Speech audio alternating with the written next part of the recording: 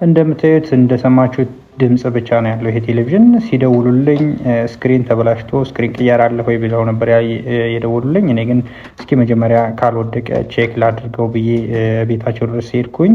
በጥንቃቄ ካነሳው በኋላ ጠረጴዛ ላይ አስቀምጬ እንደምታዩት ቴሌቪዥኑን ሜንቴን ወደ ማድረግ ወይንም ፊክስ ወደ ማድረግ ቼክ ወደ ማድረግ ነው ሄድኩኝ። እንደምታዩት ከጀርባ በኩል በጥንቃቄ መፍታት ጀመርኩ ማለት ነው። ሴትየት በጣም ደስ የምትል ሴትዮ ነበረች፣ እያወራች ነበረች። ስለዚህ እያንዳንዱን እቃ ራሳችን እንደ ራሳችን አድርገን ሰዎች ብዙ ጊዜ ላያምኑን ይችላሉ። ነገር ግን በጥንቃቄ እቃችንን እንደ ራሳችን አድርገን ተጠንቅቀን መስራት ይኖርብናል ማለት ነው። ብንችል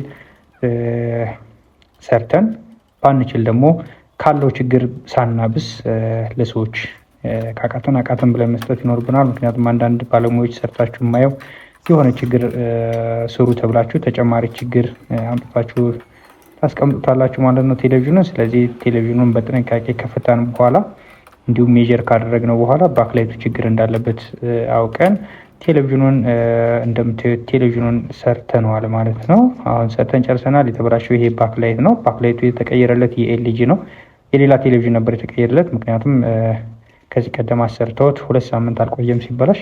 እኔ ግን በራሱ እቃ በራሱ በነበረበት እቃ ሰርቼ ዋስትና ሰጥቼ ሰርቼላችኋለሁ። እንደምታዩት ፏ ብትና አድርጌ ሰርቼላችኋለሁ ማለት ነው። እንዲሁም ማሰራት የምትፈልጉ ካላችሁ በላይ ያለላችሁን ስልክ ቁጥር ወይም ደግሞ ስክሪኑ ላይ ያለላችሁ ስልክ ቁጥራችን በዛ ስልክ ቁጥር ደውሉ ማለት ነው።